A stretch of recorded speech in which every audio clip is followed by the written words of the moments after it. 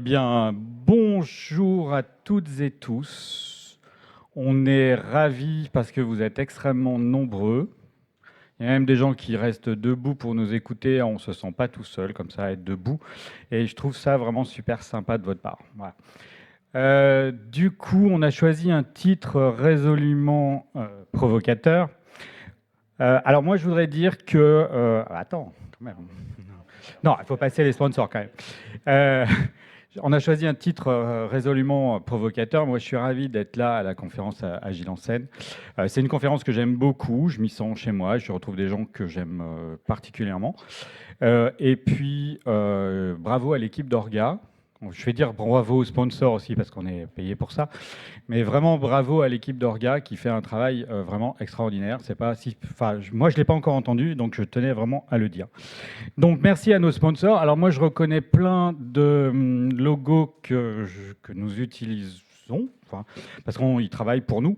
Ce qui fait que je considère qu'on est un petit peu sponsor de niveau 2. Voilà, puisque... voilà, donc merci à ces sociétés qui sponsorisent la conférence. Alors, il paraît qu'il y a des gens à Niort et on les salue. Et pour cela, n'hésitez pas à utiliser ceci pour poser vos questions. Alors moi, je m'appelle Fabrice Bloch. Je suis le chef du centre Agile de l'INSEE. Normalement, j'ai un chapeau. Et ça a troublé des gens que je sois venu sans mon chapeau aujourd'hui. Donc normalement, j'ai un chapeau. Voilà. Et puis, j'ai eu l'idée qu'en revenant d'Agile en scène l'an dernier, je suis rentré dans le bureau de mon DSI favori et seul d'ailleurs, qui est mon N+2, en lui disant écoute, j'ai une idée vraiment bizarre, c'est qu'on pourrait faire une conf où on explique là où on s'est planté partout. Donc normalement, dans toute organisation qui se respecte, on montre la porte. Et non, Jean Séverin a accepté d'être sur scène devant vous aujourd'hui pour parler de ses échecs et de nos échecs. Et voilà. Donc voilà qui nous sommes. Alors notre intention, je viens un petit peu de le dire, c'est que dans les confs et ailleurs, on entend très souvent des REX. Moi, je ne suis pas forcément très fan des REX, parce qu'en règle générale, c'est tout ce qui s'est bien passé et à quel point on était déjà une entreprise qui était super performante. Et en 3 mois, on a fait une transformation OKR, on a fait une transformation DevOps, on a fait une transformation produit, et maintenant, alors, on est au top de chez top, quoi. Donc, on entend souvent des REX comme ça. Moi, je trouve pas ça intéressant. Quand c'est dit comme ça, déjà, j'y crois pas, parce que j'ai quand même un petit peu de métier. Et puis, de toute façon, même si c'était vrai, c'est pas intéressant. Qu'est-ce qu'on peut apprendre du succès des autres? Nous, on pense qu'on ne peut pas apprendre du succès des autres. À la limite, on peut apprendre des échecs des autres pour éviter de refaire les mêmes, si tant est que ça soit possible. Et on s'est dit que c'est comme sur une plage naturiste.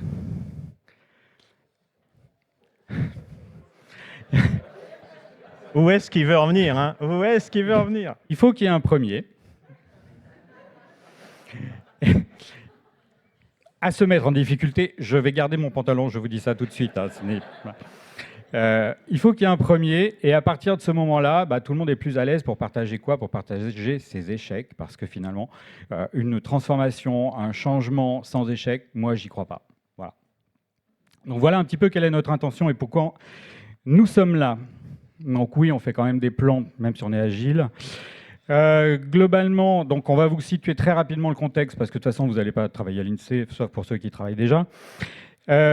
Ensuite, on va vous partager les credos assez rapidement, ceux qui nous habitent, ceux qui nous font vraiment vivre, et finalement, voilà, ceux à quoi on croit fondamentalement. Et puis, on va vous partager nos 9 premiers plantages, là où on s'est gaufré, là où on s'est vraiment vautré, là où on a été persuadé d'avoir raison, puis finalement, c'était pas ça du tout. Voilà.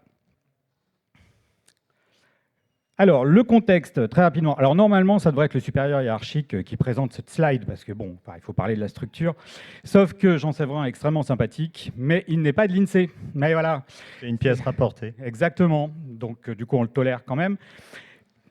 Mais on sait que, voilà, il est quand même pas de l'INSEE, il n'est pas vraiment dans l'ADN. Donc, l'INSEE, c'est à peu près 5000 agents. C'est une direction du ministère des Finances. Et c'est un truc très, très, très endogame. C'est-à-dire, quand on rentre à l'INSEE, on reste à l'INSEE pendant toute sa carrière. Alors ça a des gros avantages, c'est que du coup, bah, la population sur laquelle on travaille, machin, qu'est-ce que je vais pouvoir débaucher, qu'est-ce que je vais piquer à qui, c'est facile. Mais d'un autre côté, en tant que renouvellement, et notamment renouvellement des pratiques, bah, ça amène de vraies questions, quoi. Voilà, donc 90% d'INSEE, avec son école propre d'ingénieurs, et globalement 5% de contractuels et 5% de fonctionnaires non INSEE.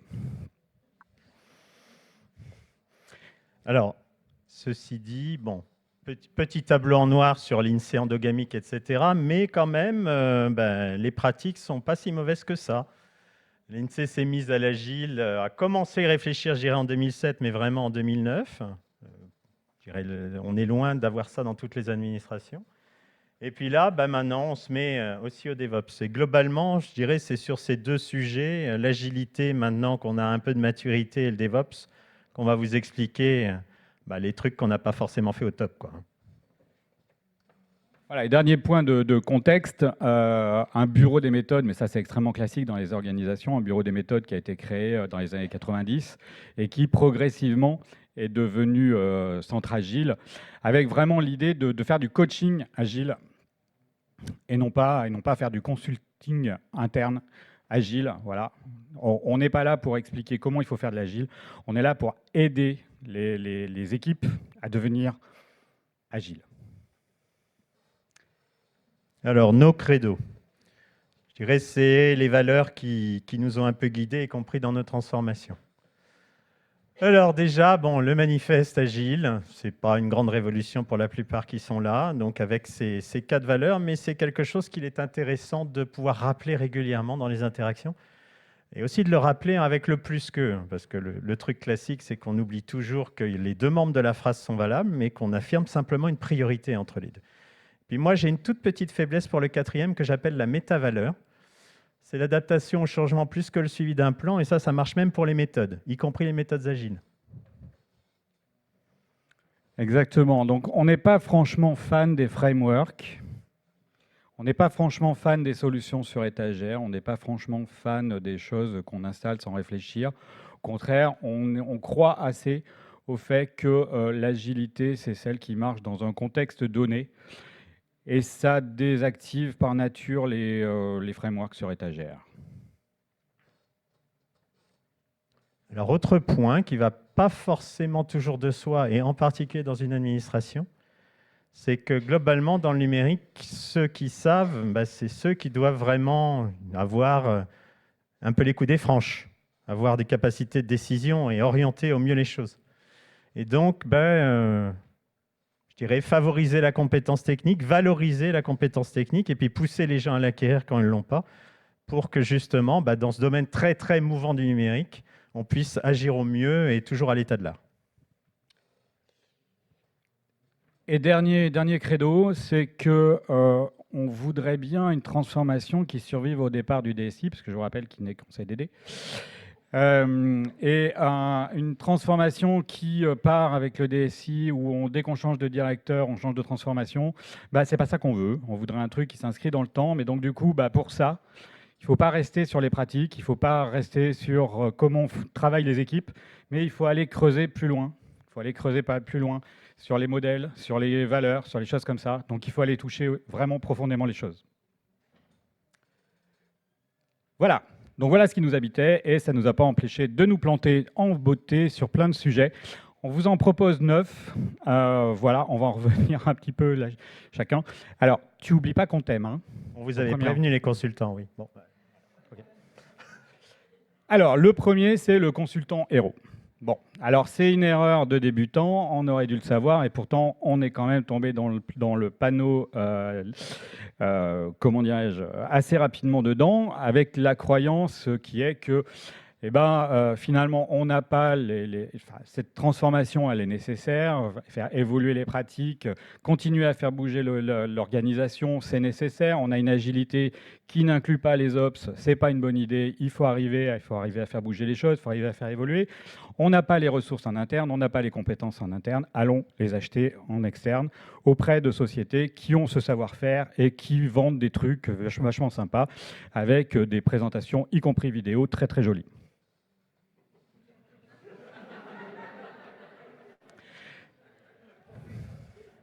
Je n'ai rien dit.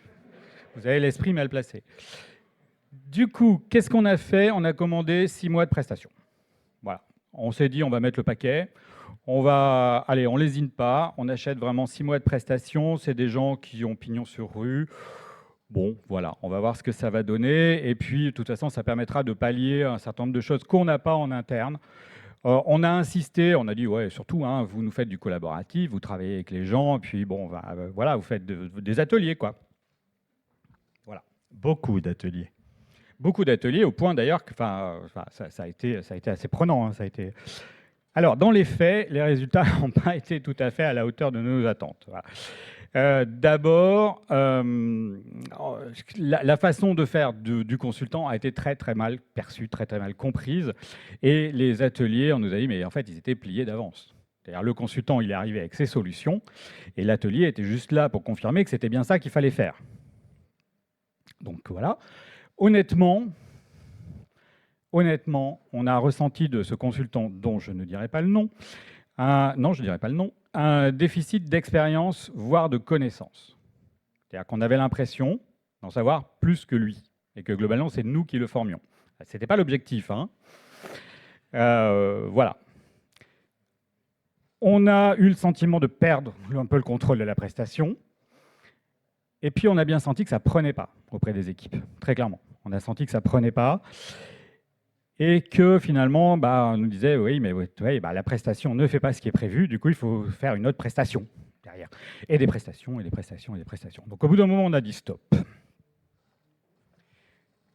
Alors, ce qu'on a fini par comprendre, intellectuellement, on le savait, il a fallu qu'on prenne quelques claques pour bien l'intégrer, c'est qu'un consultant, ce n'est qu'un amplificateur d'action, il ne peut pas faire les choses à la place de la structure. Voilà.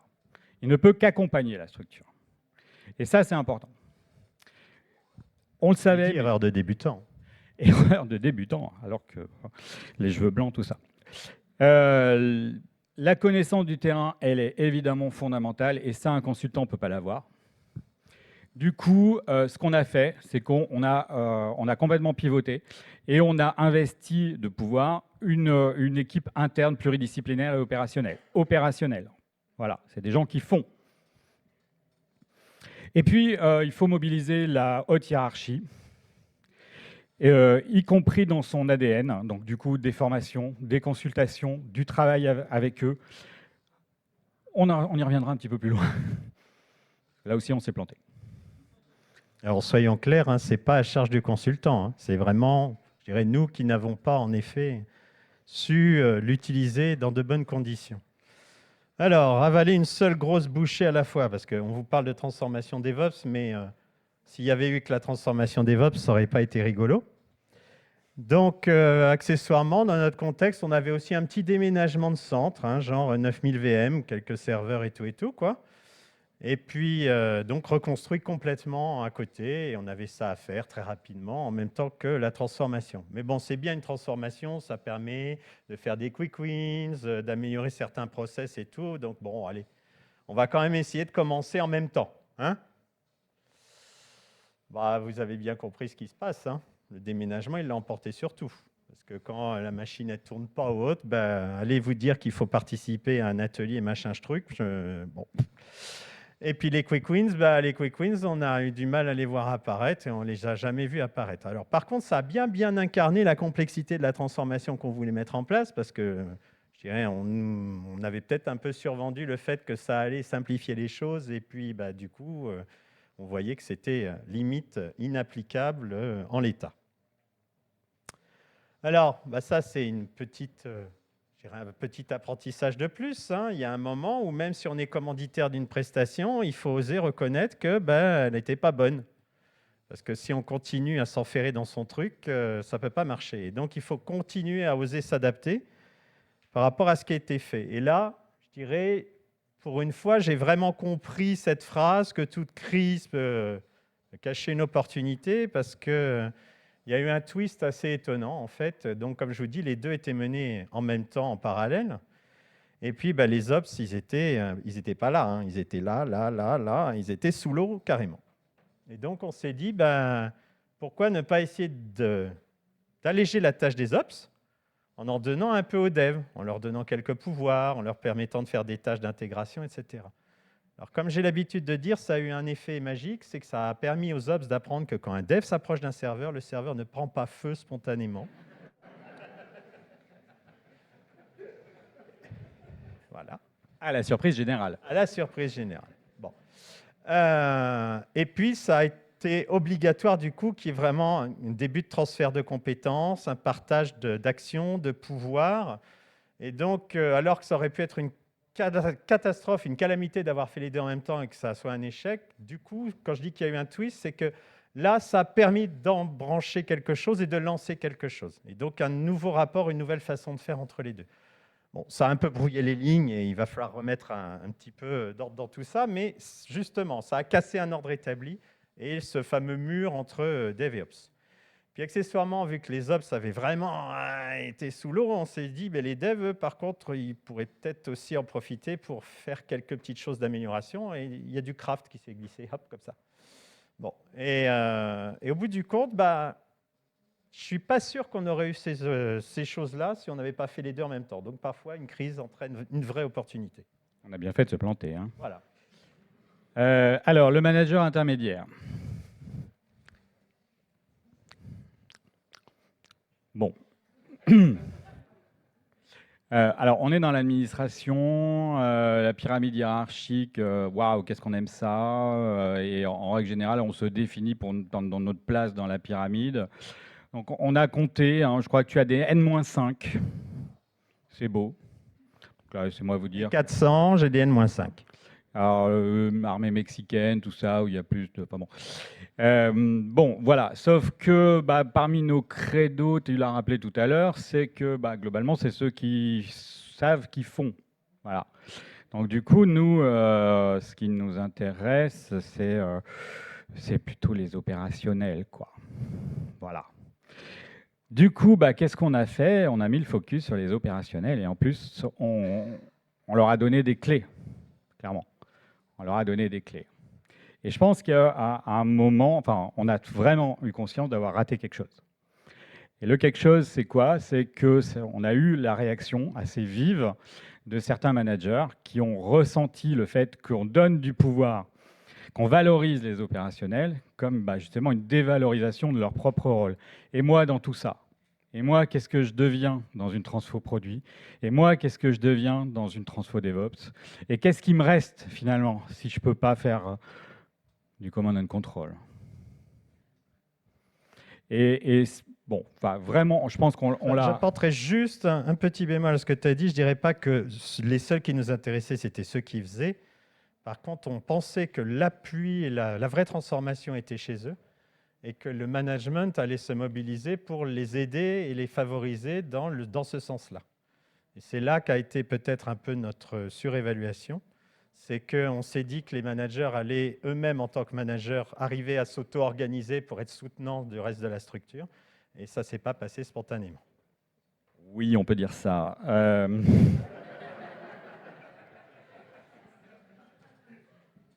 Si, on peut dire ça. Du coup, c'était vachement bien parce qu'on a appris plein de trucs. Hein, voilà. Alors, on a essayé plein de trucs aussi, du coup. Hein, mais évidemment, alors c'est facile de dire évidemment avec le recul. Hein, voilà. Donc évidemment, il faut traiter spécifiquement, explicitement le positionnement des managers dans une transformation, même tech. Je pense que ce qu'on a vraiment appris, c'est vraiment ça. C'est-à-dire qu'une transfo qui pourrait apparaître comme juste une transfo tech, et globalement, ça challenge énormément le rôle du management et de l'encadrement intermédiaire.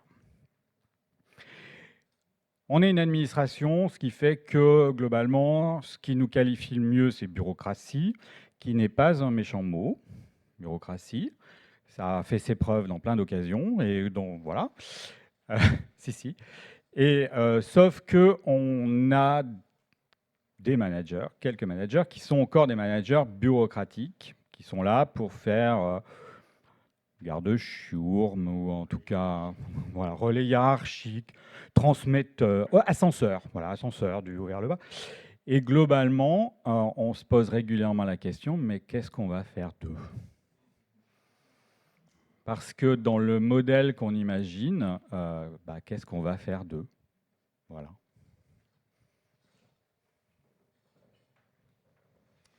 Alors, Celui-là, il est pour toi. ouais. Bon, moi j'arrive dans un terrain, on me dit l'INSEE, agile, 15 ans et tout. Bon, je vous ai dit, c'est vrai. Bon. Alors, on a les bases, on a un socle, on va y aller. Hein.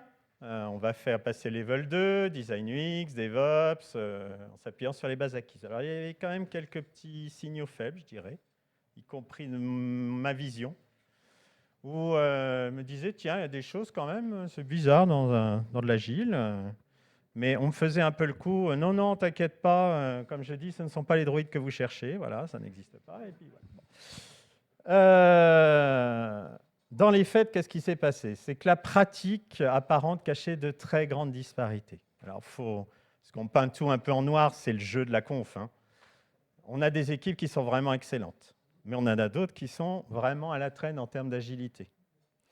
Ils ne sont pas forcément mauvais pour autant, mais je parle là vraiment de l'application je dirais de l'esprit même de l'agilité.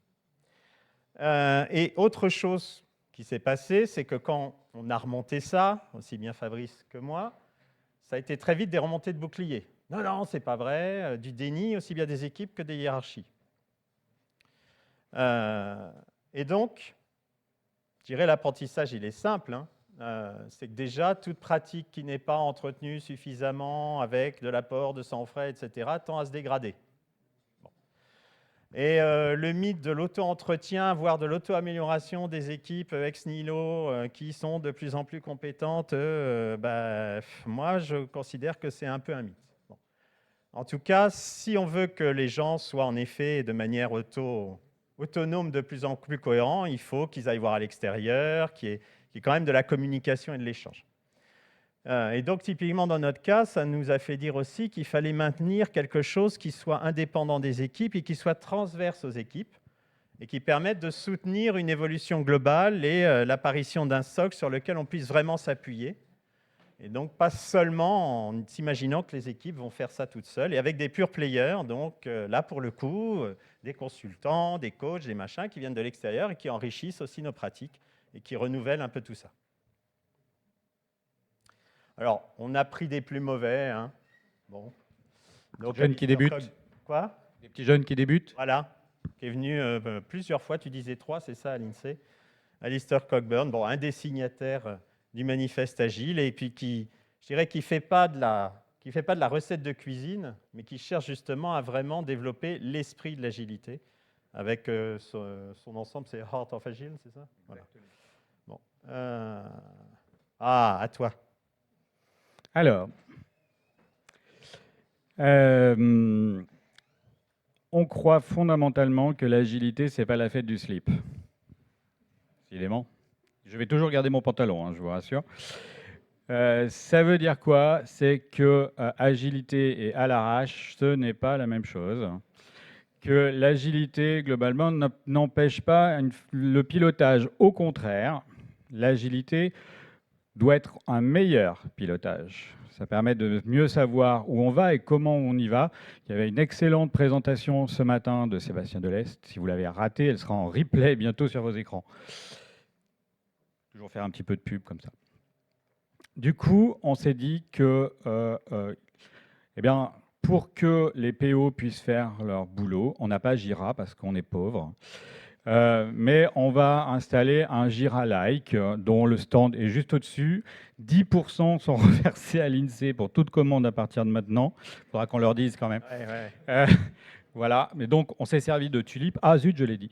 En tout cas, on a promu cet outil qui est un Jira-like auprès de nos PO afin de professionnaliser le métier de PO. Donc ça, on y croyait. Ouais, c'est super. Bon.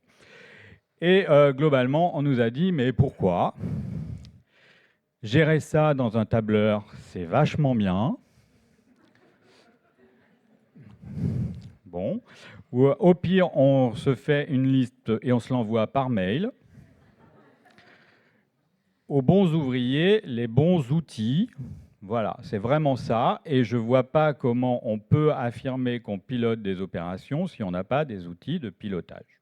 Voilà. Ça, c'est un credo fondamental. Tu oublies la peur du flicage quand même. Oui, j'allais un peu vite, tu as raison. On nous a dit ça va nous servir à nous fliquer. Non, on a des outils beaucoup plus performants pour faire ça. C'est une blague, bien entendu, mais globalement, ça marche assez bien. Voilà. Et puis, surtout, on a accueilli une vraie résistance de la part des devs, hein, parce que les devs, ils gèrent leurs tickets dans GitLab, machin, tout ça. Et avoir un outil métier côté PO, ils ont vraiment vécu ça comme un challenge de leur... Enfin, un changement comment dirais-je, du pouvoir, de où était le pouvoir. Voilà. Et on a eu vraiment une levée de bouclier de la part des devs qu'on a toujours aujourd'hui.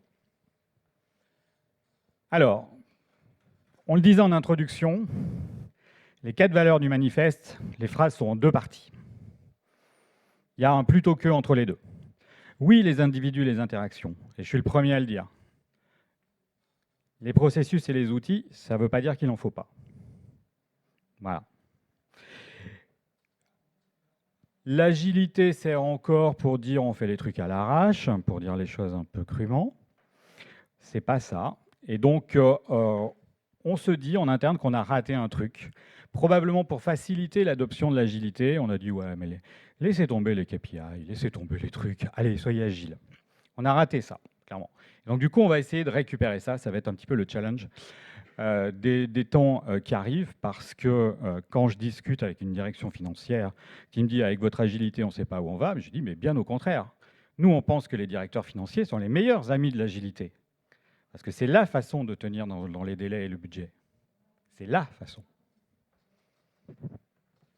Bon, faut qu'on accélère un petit peu. Vas-y.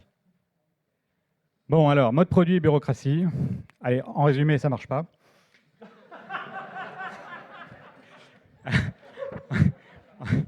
On est arrivé avec le credo que, bon, bah oui, le mode produit, c'est évident. C'est évident. Voilà, c'est évident. C'est la façon de lutter contre tout ce qu'on rencontre aujourd'hui, tous les freins, tous les trucs qui ne marchent pas. Bah oui, bah, le mode produit, c'est la solution évidente, quoi. Ça permet, voilà, c'est de mettre des belles chemises avec des gens qu'on aime beaucoup. Donc du coup, on n'a pas hésité dans ces moments-là. On prend les petits consultants qui débutent. Donc Jürgen Appelo, pour ceux qui ne l'ont pas connu. Et on lui a demandé de faire 3 jours de formation pour le staff de la DSI. Voilà. Du coup, dans les faits, on se rend compte qu'on a des vraies difficultés à faire rentrer le métier de PO dans une grille administrative. Voilà. Parce que globalement, le PO, il doit être disponible et en capacité à décider. Et dans l'administration, on a l'un ou l'autre. Soit la personne, elle est disponible et elle peut décider de rien, soit elle peut décider et du coup, elle n'est pas disponible. Voilà. Donc, du coup, on essaye de jouer avec ça, mais du coup, on se retrouve avec des postures très disparates, avec des gens qui sont forcément en difficulté, qu'on place en difficulté, et c'est toujours compliqué, quoi. Du coup, oui, on a fini par comprendre que cette approche produit, elle est globalement contradictoire avec le fonctionnement bureaucratique des grandes organisations. Ouais, voilà. Mais c'est possible, on y croit. Ouais, on y croit toujours. On y croit toujours à partir du moment où le management fait comme si. C'est-à-dire le management laisse faire, accepte finalement de se laisser faire. Et que du coup, oui, dans la réalité, c'est le manager qui a ce pouvoir de décision. Et on va faire comme si. Et donc, il y a une espèce de contrat moral qui doit se faire entre le PO et le manager pour que le PO puisse jouer son rôle. Et donc, du coup, on va mettre en place des formations PO dans un contexte managérial spécifique, justement, parce que le rôle du PO, du coup, il n'est pas tout à fait le même, et cette notion de contrat moral non plus. Du coup, je suis encore en photo, vas-y, je crois, hein. J'aime bien. Alors ça, c'est Laurent Sarrazin, c'est celui qui n'est pas moi, Laurent Sarrazin. Voilà. On a fait des bootcamps où on a appris aux organisations, aux différentes structures de l'INSEE à avoir une approche dialogique, à se faire du coaching dialogique interne au sein des organisations. C'était super efficace. Maintenant, la question que se pose, c'est comment on peut faire pour faire des piqûres de rappel. C'est comme le vaccin contre le Covid.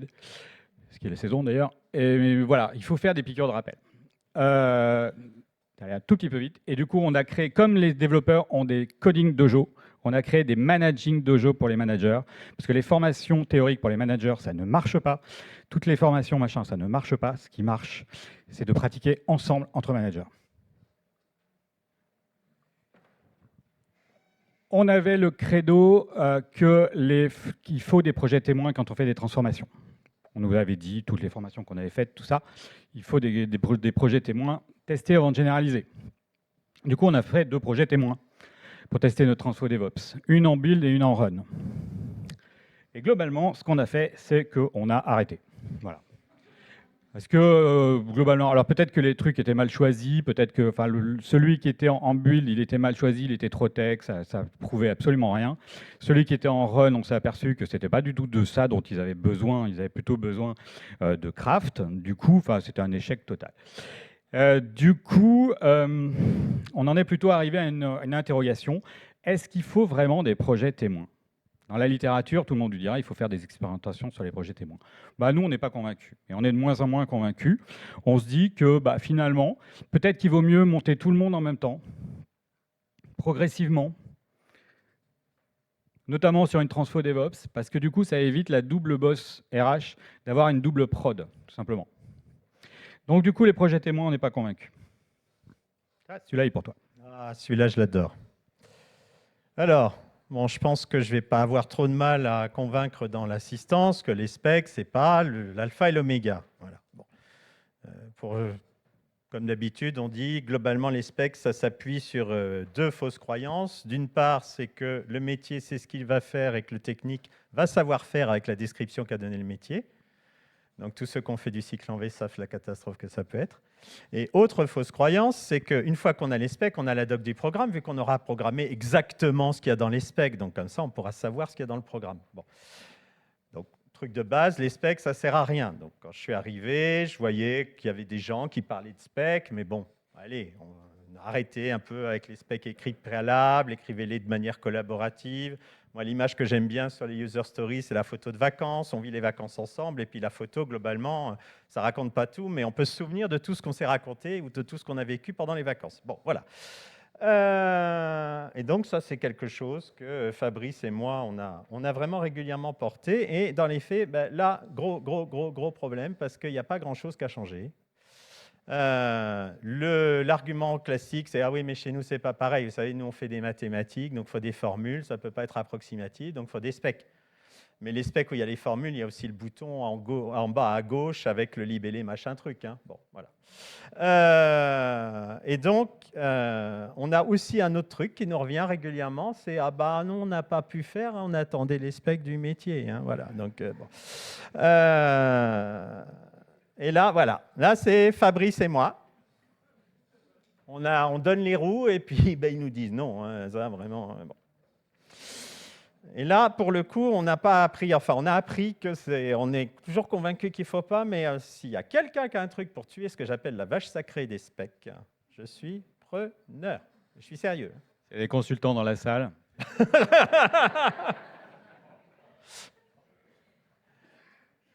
Alors, une vision pour les gouverner tous. Alors, une transformation DevOps, c'est un grand événement, c'est un acte managérial, faut faire des choses et tout. Et bon, ceci dit, quand je suis arrivé à l'INSEE, on m'a dit « Oh là, mais…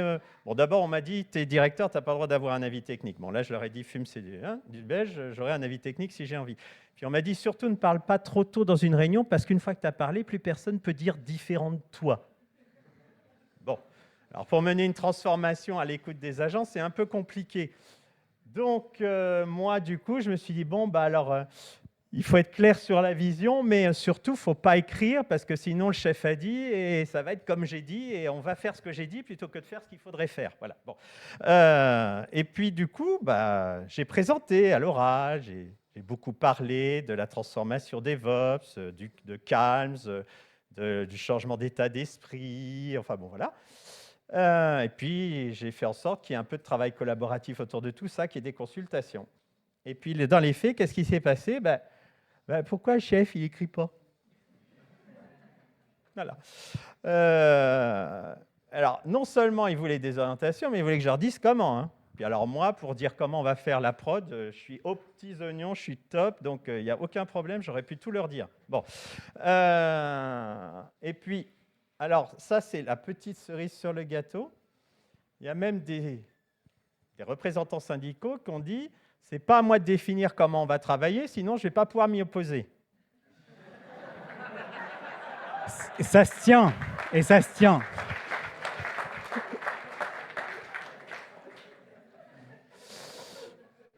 Alors, très logique. Hein. Premier point, mais qui mériterait un grand développement, et on pourrait même faire une conf là-dessus, il faut se méfier de l'impuissance acquise. Il faut quand même être honnête, c'est des gens à qui on a dit d'exécuter pendant des dizaines d'années, et maintenant on leur dit, allez-y, pensez, et voyez vos pratiques vous-même. Ben non, ils ont intégré que le chef, il dit, quoi. À la limite, le chef, il dit, on peut s'opposer, ça oui, mais bon. Bon, et même pour, je dirais, ceux qui dépassent ça, parce qu'heureusement, ça se dépasse, etc., je suis maintenant convaincu que c'est quand même nettement plus facile de créer avec une base, par adhésion ou par opposition, même si ça peut être limitant, etc. Mais de toute façon, la création a besoin de contraintes, donc quelque part, ça donne ces contraintes. Et en fait, cette cible, elle est à construire par le haut et par le bas, en même temps, et de manière incrémentale. Alors du coup, ce qu'on a fait avec l'ensemble de la direction, enfin le comité directeur de la DSI, on a écrit une vision en 3 modalités, histoire que l'écrit ne soit pas trop limitant et puisse parler au plus grand nombre. Donc une version très textuelle en 30 pages, une version consultant bullet point de 4 pages, et puis une version storytelling. Eh ben, à ma grande surprise, alors ceci dit, j'ai tenté ça parce que c'est à la mode le storytelling, les politiques le font, donc il doit bien y avoir une raison. Eh bien, à ma grande surprise, c'est celle qui a visiblement bien marché et bien parlé aux gens. Voilà, alors on en a gardé sous le pied pour une V2 de la conf. Donc du coup, je ne vais pas trop vous détailler ça, mais effectivement, bah, on ne peut pas parler agilité aux ops de la même façon qu'aux devs, hein, parce que du coup, ils n'ont pas été élevés pareil. L'impuissance acquise à tous les niveaux, y compris au niveau du management. La loi de Hofstadter, terrible la loi de Hofstadter, en plus elle est récursive, nous les informaticiens on aime bien. Voilà, mais on revient pour la V2. Hein. Du coup, en synthèse, la première chose, c'est que ce qu'on a appris, c'est que se transformer, c'est se raconter une histoire commune. Voilà, si certains d'entre vous sont formés aux pratiques narratives, ils voient tout à fait de quoi je parle. Mais les individus et leurs interactions, finalement, même si c'est un sujet tech, c'est ça le plus important. Et c'est ça qu'il faut qu'on arrive à toucher, à modifier. Et ce n'est pas une évidence, même quand on sait que ce n'est pas une évidence. On dirait la loi de Hofstadter. Planifier, c'est plus important que le plan. Ça, c'est une phrase d'Eisenhower. C'est-à-dire que planifier, oui, c'est important, ça permet de placer les trucs dans le temps, dans le cadre, dans l'espace, tout ce qu'on veut. Par contre, il ne faut pas tomber amoureux de son plan. Et on a acheté un plan. Voilà, c'était notre première erreur. On a acheté un plan, on a même acheté un diagramme de Gantt. Je ne m'en remets toujours pas. Alors, on a eu un diagramme de Gantt, on n'avait pas acheté un diagramme de Gantt. On l'a payé quand même. Hein. Bon, donc oui, ok. Voilà. Mais planifier, c'est plus important que le plan. Aller chercher les valeurs et les croyances tout autant que les process et les outils. Il faut travailler sur tous les tableaux parce que sinon la transformation, elle meurt aussi vite que le DSI change de travail. Et puis, ça, je pense qu'on a appris beaucoup sur l'humilité, sur l'expérimentation et sur la prise de feedback. Et on est vraiment convaincu que c'est ça qui fait la clé de tout. Alors, un dernier petit point, parce qu'on a été très noir, très auto-flagellateur, etc. Mais je vous soumets quand même cette petite courbe que j'aime beaucoup et que je ressors régulièrement ces derniers temps, la courbe de Dunning-Kruger, autrement appelée la courbe de surconfiance. Typiquement, quand on commence à aborder un sujet, on se sent très fort, très bon, on se sent même mieux que les experts. Globalement, soit c'est des gens foutres, soit ils n'ont rien compris. Bon. Puis quand on commence à aller un peu plus loin, on se rend compte que ce n'est pas si simple. Et quelque part, on découvre que on ne sait pas tout. C'est très, très socratique, on découvre qu'on ne sait pas, en fait. Et donc, typiquement, je pense que sur tous les cas qu'on vous a présentés, c'est aussi un chemin qu'on a fait et que sur beaucoup de cas, on est en train de remonter la montée de l'apprentissage pour avoir notre compétence qui est en alliance avec notre confiance. Et du coup, je vous demanderai, et vous ?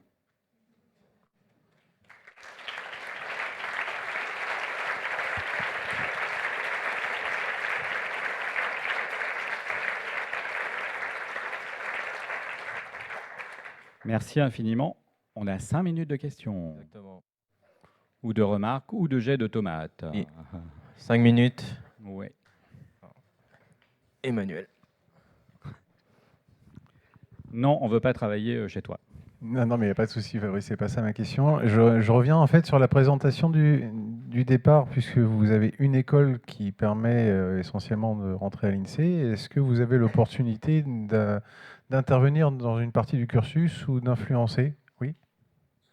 Alors oui, je salue ceux qui m'ont supporté dans leur dernière année de formation dans cette école. Salut les gars. Donc oui. Après, c'est une école d'ingé. Du coup, tu leur parles d'agilité. Déjà, tu leur parles de gestion de projet. Bon. Agilité, je pense que je vous ai saoulé. Vous pouvez le dire maintenant. Ouais. Voilà. Et alors, c'est intéressant parce que du coup, ils arrivent avec l'idée que les cours classiques de gestion de projet, il y a quelque chose qui existe à côté, surtout quand j'ai fait le LAN pendant 6 mois devant eux. Mais après, il faut se confronter déjà à la réalité. Tu arrives, tu as 22 ans, voilà, et tu as des gens qui ont 30 ans de carrière qui disent « mais pas du tout, le cycle en V, il n'y a que ça de vrai ». Oui, il faut qu'une spec, il faut qu'elle nous arrive vraiment parfaite, sinon on n'écrit pas une ligne de code. Hein. Et je pense que c'est pas évident. Voilà. Du coup, est-ce que j'ai répondu à ta question? Donc oui, on le fait, mais waouh. Question? Et vous en avez fait quoi de vos managers alors, vos 5 couches de management? On les a tous fusillés. Non, alors, je dirais les managers, de toute façon, on en a besoin dans notre organisation, c'est un fait. La grande question, c'est comment on les fait pivoter en manager aidant facilitateur plutôt qu'en commandant de contrôle. C'est surtout ça là. Et donc, c'est pour ça que le managing dojo, etc., tout ce qu'essaye de mettre en place Fabrice, c'est sur cette vision-là. Et donc, bon, faut pas se leurrer. Dans l'administration, on ne fera pas sans manager. Mais donc, faut qu'il soit utile à l'ensemble de l'efficacité globale, quoi.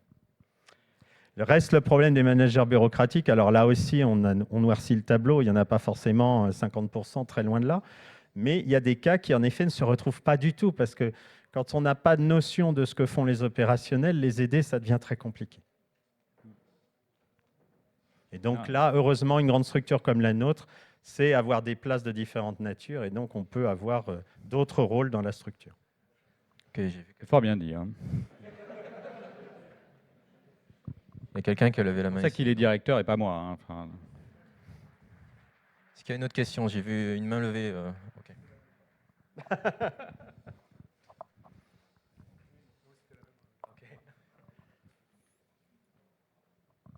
J'ai juste une petite remarque. On va faire un Rex avec ma collègue Laurence juste après. Ça s'est super bien passé. Vous nous avez savonné la planche. Bref, venez tous nous voir pour le Rex quand même. On a encore 2 minutes. Bonjour, merci pour la présentation. J'aimerais savoir, est-ce que vous comptez diminuer le nombre de strates entre vous et les derniers opérationnels ou ça va rester comme ça? Alors, typiquement, dans le cadre de la transformation DevOps, on change quand même pas mal l'organisation parce qu'on passe en équipe service. Et donc, on est typiquement dans du modèle unfix mis en œuvre. Alors, je ne sais pas s'il est pur, mais de toute façon, tout ce qui est pur est déviant. Mais on va avoir des équipes services qui vont être très autonomes, chacune sur leur périmètre. Et à côté, une hiérarchie administrative pour prendre les aspects RH, tatati, tatata. Donc, on n'est plus du tout dans la même vision de N-strat. On doit avoir 2 strates entre... enfin, je dirais, il y a une strate officielle entre moi et les équipes autonomes. C'est vraiment partie des chantiers 2024 d'arriver effectivement à faire ça et cet accompagnement des managers qui va avec. Ok, merci. Et c'est l'heure, sauf s'il y a une dernière question. Désolé pour ceux qui suivent. Hein. Eh ben, merci, messieurs. Bien, merci.